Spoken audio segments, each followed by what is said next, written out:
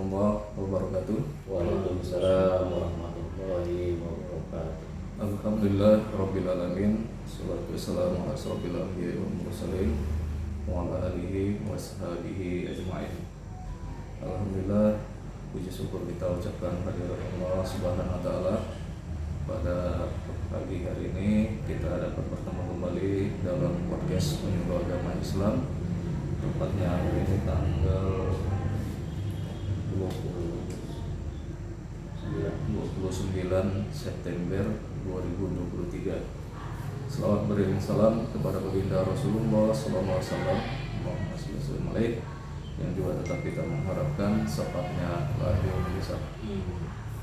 Baik, hadir bersama kita kali ini Al-Ustaz Syekhul Husaini. Assalamualaikum Ustaz. Waalaikumsalam warahmatullahi wabarakatuh. Begitu juga hari ini ada Ustaz Arifin. Assalamualaikum Ustaz. Waalaikumsalam. Baik, kali ini Ustaz kita akan membahas dengan tema moderasi beragama dalam perspektif Rasulullah. Jadi yang kita bahas hari ini adalah temanya moderasi beragama dalam perspektif Rasulullah. Ini sengaja kita membahas kali ini Ustaz karena berkaitan dengan mungkin ya memasuki bulan Maulid misalnya, di mana pada dasarnya Rasulullah waktu turun ke dunia tiada lain adalah diutus untuk menyempurnakan akhlak. Nah sebenarnya akhlak ini juga sama. Moderasi beragama ini kan intinya juga banyak menanamkan akhlak nih Ustaz ya. Yang salah satunya mungkin bagaimana untuk berkeadilan, dan itu dia ada rasa menanamkan komitmen kebangsaan, ada rasa kemanusiaan. Nah, ini kan salah satu juga ajaran Rasulullah. Kalau secara pandangan Ustaz bagaimana Ustaz ketika Rasulullah dikatakan bisa juga sebagai seorang moderasi beragama ataupun yang moderat dalam beragama? Bismillahirrahmanirrahim. Assalamualaikum warahmatullahi wabarakatuh. Waalaikumsalam warahmatullahi wabarakatuh. Alhamdulillah, wassalatu wassalamu ala rasulillah wa ala alihi washabihi wa man wala. Baik, yang sama-sama kita hormati Ketua Pemjalu kita Pak Khairuddin Nur, kemudian Ustaz Arifin.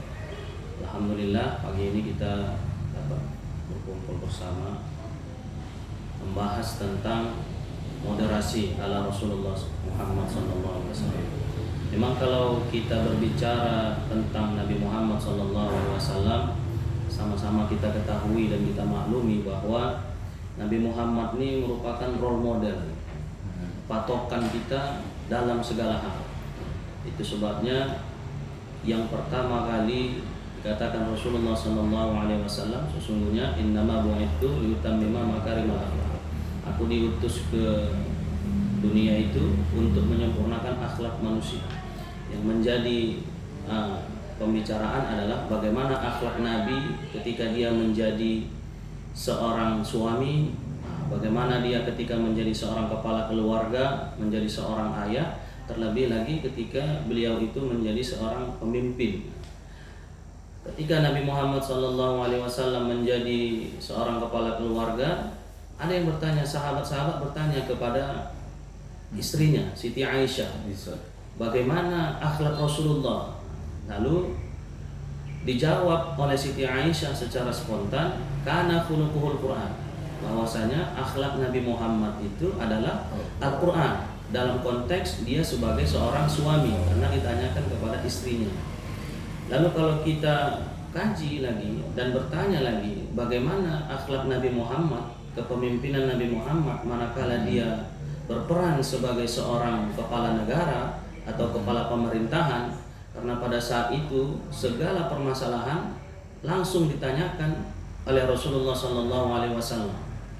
Ketika bicara sebagai seorang pemimpin, maka Rasulullah sesungguhnya hadir di tengah-tengah umat, di tengah-tengah masyarakat. Yang pertama tentu membawa suasana kedamaian. Tidak ada yang didiskriminasi antara minoritas ataupun mayoritas.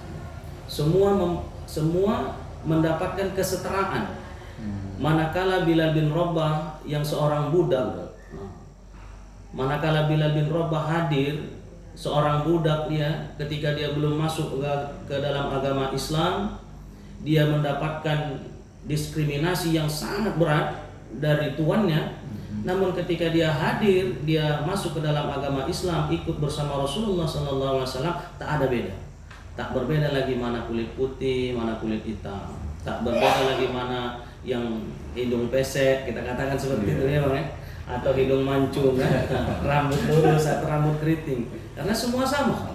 Bahkan laki-laki dan perempuan sama. Makanya kata Allah yang membedakan antara satu dengan yang lain hanya ketaatan, ketakwaannya kepada Allah Subhanahu wa taala. Ini yang pertama. Rasul hadir membawa kesetaraan sehingga timbul kedamaian.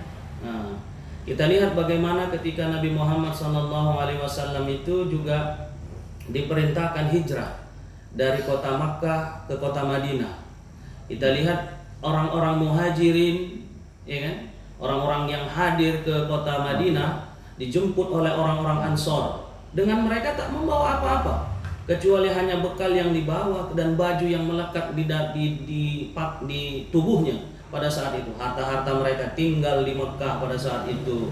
Mereka hadir ke Madinah tak membawa apa-apa dan hadir ke Madinah, ke kota yang sama sekali mereka belum pernah kunjungi gitu. Tapi Rasul memberikan kedamaian, Rasul memberikan ketentraman bagi orang-orang yang hadir gitu. Dipersaudarakanlah orang-orang Mekah dengan orang-orang Madinah. Dalam kaitannya dipersaudarakanlah orang-orang Muhajirin dan dengan orang-orang Ansor. Di sini Rasul menunjukkan sekali lagi kepada kita tentang bagaimana meningkatkan kekuatan ukhuwah. Karena kita kalau berkelompok tentu kita akan sulit dikalahkan, sulit goyahkan. Tapi kalau kita berpisah-pisah, maka tentu kita akan dapat dengan mudah digoyahkan oleh orang lain. Jadi yang pertama Rasul hadir membawakan kedamaian, kesetaraan. Sama semua, tak ada yang membedakan antara satu dengan yang lainnya. Kemudian yang ketiga Rasul hadir meningkatkan persaudaraan. Ukhuwah Islamiyah. Dipersaudarakan dengan persaudaraan sesama agama Islam. Kemudian yang terakhir, kalau kita bercontoh kepada Rasulullah dalam hal kepemimpinan, kita lihat dalam sejarah bagaimana ketika masing-masing kabilah di kota Mekah pada saat itu ingin meletakkan batu Hajarul Aswad. Karena mereka menganggap orang yang meletakkan batu Hajarul Aswad itu adalah suku yang paling terkemuka di kota Mekah pada saat itu. Sementara semua suku yang ada di kota Mekah menganggap mereka lah yang paling berhak karena mereka lah yang paling terkemuka. Jadi mereka lah yang paling berhak untuk mengangkat batu Hajarul Aswad itu. Tapi Rasulullah hadir pada saat itu. Nah, di sini kita lihat contohnya kesetaraan semua, tak ada yang membedakan. Diambil oleh Rasulullah sepotong kain, kemudian batu Hajarul Aswad itu ditaruh di tengah-tengah kain, dan masing-masing kabilah, masing-masing suku pada saat itu semua secara serempak memegang dan mengangkat batu Hajarul Aswad itu. Di sini contoh yang sangat-sangat moderat. Kita lihat bagaimana seorang Nabi Muhammad SAW itu dalam hal kepemimpinan. Barangkali ini Ustaz, 4 hal ini. Iya, berarti memang secara tidak langsung Rasul itu jauh sebelumnya sudah mencontohkan itu sistem pemberatan tadi ya. Dengan beberapa kriteria yang ada tadi sampaikan Ustaz Sairi tadi, pada intinya memang Rasul itu hadir untuk bagaimana untuk mencapai kedamaian, kan itu dia. Kedamaian di dalam rumah tangga ketika dia menjadi seorang pemimpin di rumah tangga. Kedamaian dia di tengah pemimpinan mayoritas ketika dia menjadi seorang pemimpin dia di mayoritas. Begitu juga ketika dia dalam hal kepemimpinan negara, dia memanfaatkan itu dengan moderatnya bagaimana dia memimpin dengan negara sebagaimana dikatakan Ustaz Usairi. Nah, kalau Ustaz Arifin bagaimana ini pandangan Ustaz Arifin tentang Rasulullah? Terima kasih kepada Pak Udin yang telah memberikan kesempatan kepada saya untuk memberikan tentang tema pada hari ini tentang moderasi beragama menurut perspektif Rasulullah SAW. Tadi sudah disampaikan dengan Ustaz Sairi ya, panjang lebar. Nah, sekadar menambahkan ya Ustaz ya. Artinya supaya melengkapi satu sama dengan lainnya. Jadi sudah jelas kalau kita merujuk dari indikator dari moderasi beragama itu ada 4 ya. Yang pertama itu kan komitmen kebangsaan. Nanti kita bisa ambil bahwasanya Rasulullah itu salah satu sebagai pemimpin agama juga sebagai pemimpin negara. Nah, itu sudah dilaksanakan ini bahwasanya beliau sebagai pemimpin negara yang artinya mengayomi umatnya. Nah, baru yang kedua yaitu indikator yang kedua ya, tentang anti kekerasan. Nah, sudah jelas ya, di saat zaman Rasulullah SAW mempunyai akhlak yang sangat baik.